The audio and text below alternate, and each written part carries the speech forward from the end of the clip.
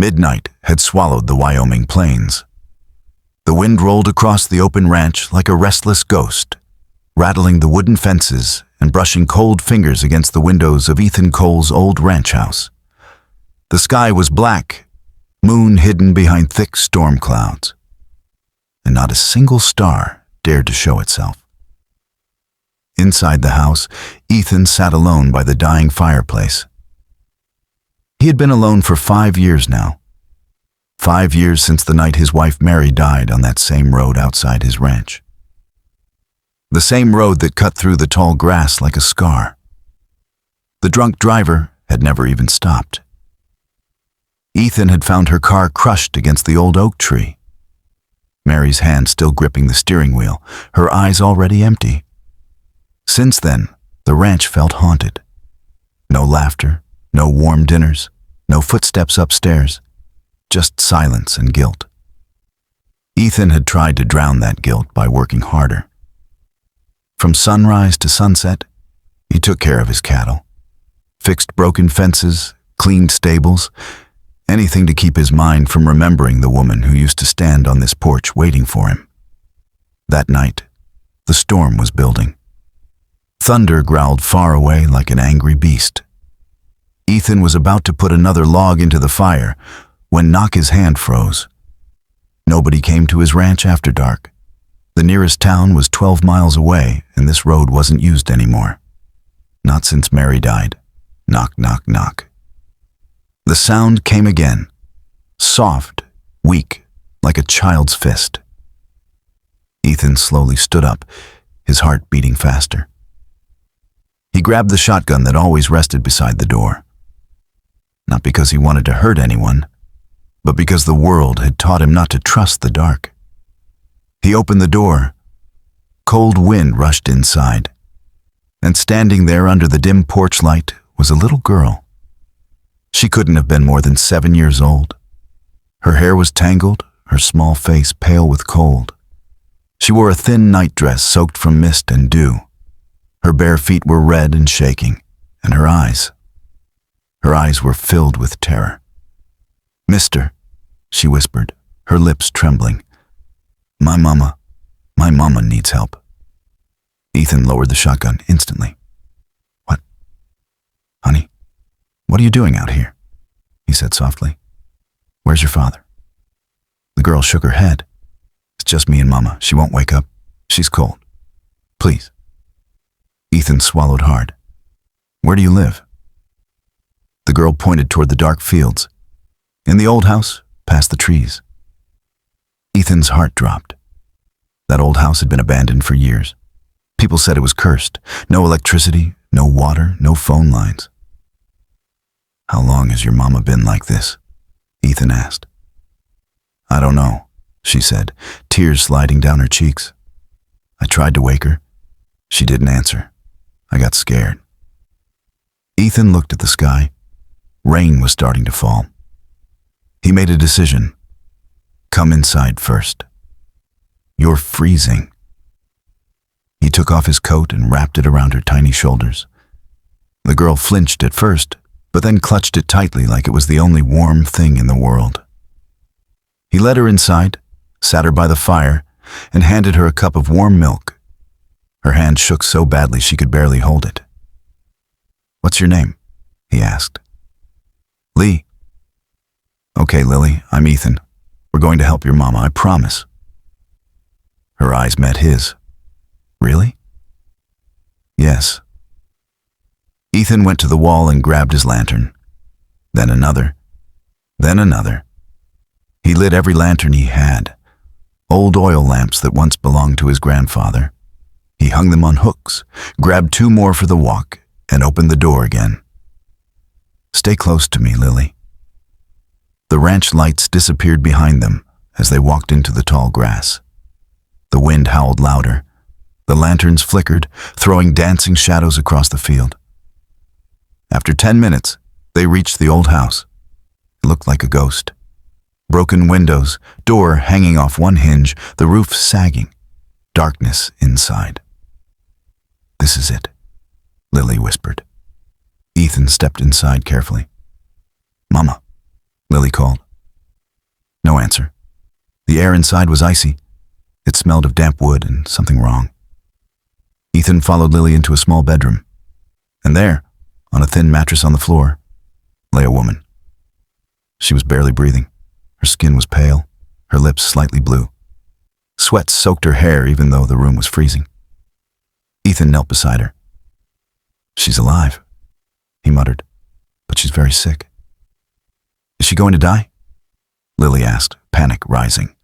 "No," Ethan said firmly. "Not if I can help it." He lifted the woman carefully into his arms. "Hold the lantern," he told Lily. The storm finally broke as they stepped outside.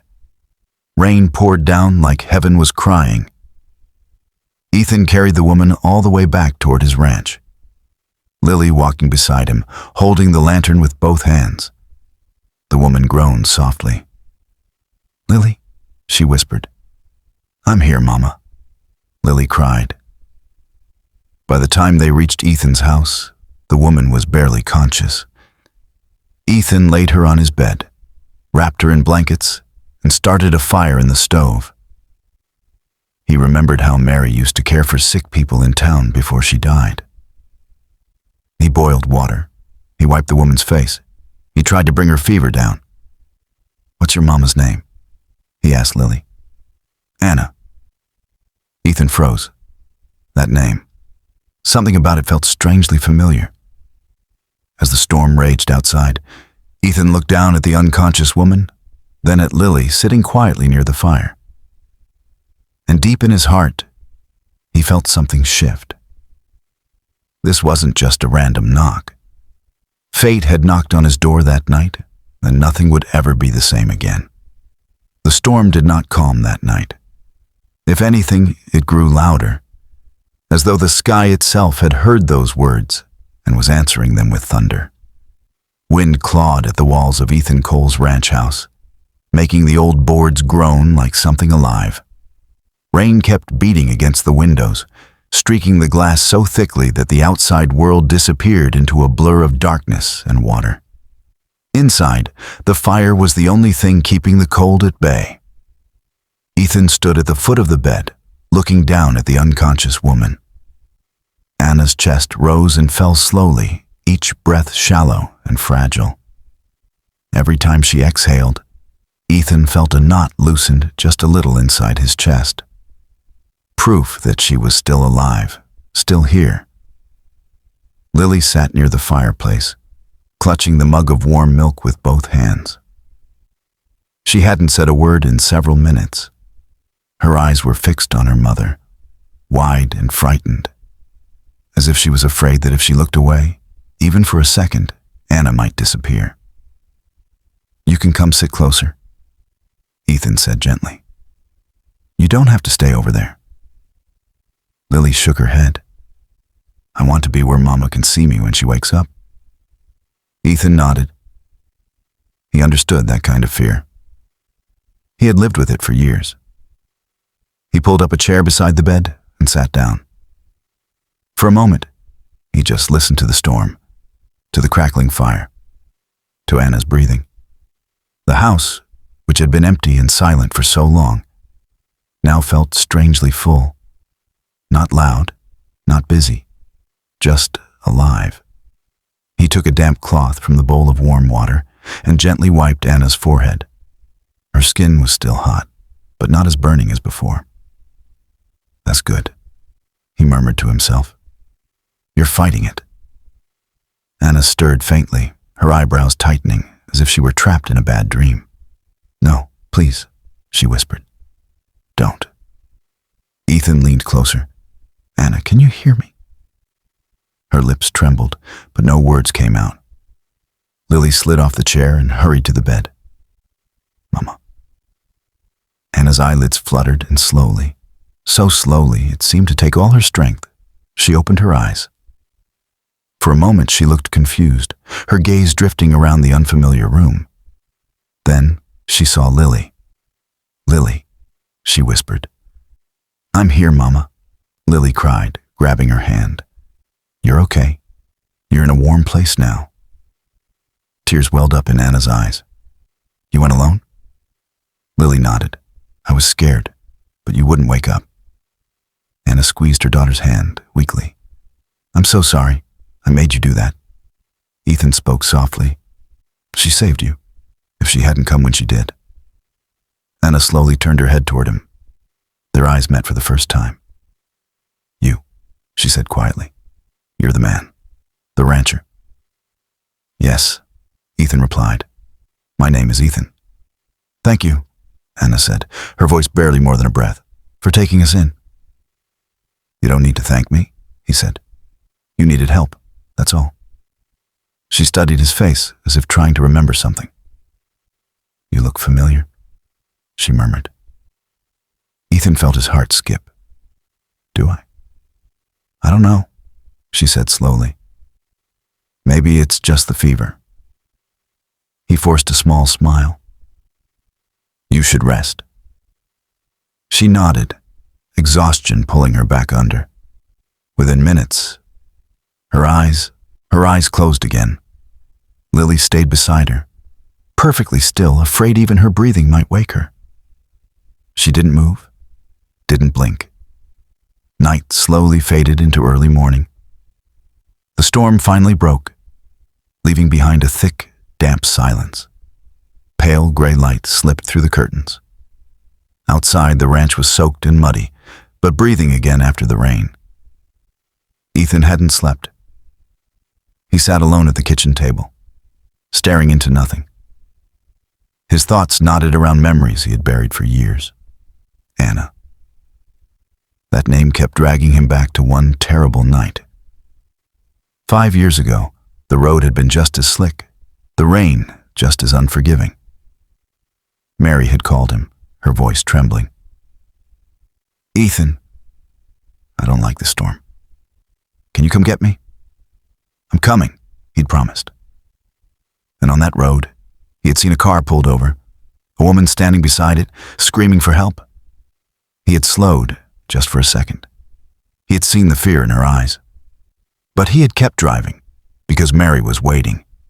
Now that same woman was under his roof, and her name was Anna. The weight of it crushed his chest. Later that morning, Anna woke again. This time, her eyes were clearer. She slowly took in the room, the worn furniture, the soft blankets, the quiet crackle of the fire. Where am I? She asked. You're at my ranch, Ethan said gently. My house. And Lily? She's here. Lily rushed to her side. Mama. Anna pulled her close, holding her tightly. Oh. Thank God. Ethan stood near the doorway, uncertain whether he belonged there or not. Anna looked at him again. I remember now, she said softly. You're the man who opened the door. You saved my life. Ethan swallowed hard. Your daughter did. Anna managed a weak smile. Then I owe you both everything. Over the next few days, Anna slowly regained strength. The fever broke, leaving her exhausted but alive. Ethan cooked for them, brought water, helped Lily wash and dress in some of Mary's old clothes, too big, but warm. The ranch felt different. Lily's laughter filled the halls. Anna spent afternoons by the window, watching the fields sway. And Ethan found himself doing things he hadn't done since Mary died. Talking, smiling, caring. One afternoon, Anna sat on the porch wrapped in a blanket, watching Lily play with one of the ranch dogs. This place is beautiful, she said. It used to be, Ethan replied. It hasn't felt that way in a long time. She looked at him. What happened? My wife died, he said simply. I'm sorry, Anna whispered. So am I. Silence settled between them. Then Anna spoke again, her voice low. 5 years ago, my husband died in a car accident. Ethan's breath caught. That's the same year Mary died. Anna nodded slowly. Same night, they froze. The rain, Anna said. The storm, the road. Ethan closed his eyes. Yes. Her face drained of color. I was on the side of the road, begging for help. Ethan looked at her, guilt tearing him apart. I saw you, he whispered. I didn't stop. Anna stared at him. That was you? Yes. For a long moment, neither spoke. You were going to your wife? Anna said quietly. Yes. And I was losing my husband. Tears slid down her face. So much pain. From one night. I'm sorry, Ethan said, his voice breaking. I'll be sorry for the rest of my life. Anna wiped her cheek slowly. If you had stopped, maybe things would have been different. I know. But you didn't, she continued. And yet, here you are, saving me and my daughter. Fate had twisted their lives in cruel, impossible ways. I don't know what this means, Anna said softly. But I know Lily is alive because of you. Ethan watched Lily running through the tall grass. Maybe this is how we make things right, he said. Slowly, carefully, Anna reached for his hand. Maybe the past could never be undone. But maybe it didn't have to destroy what came next. And beneath the wide Wyoming sky, on a ranch that had known only grief for far too long, 3 broken souls were beginning, quietly, to find their way back to life.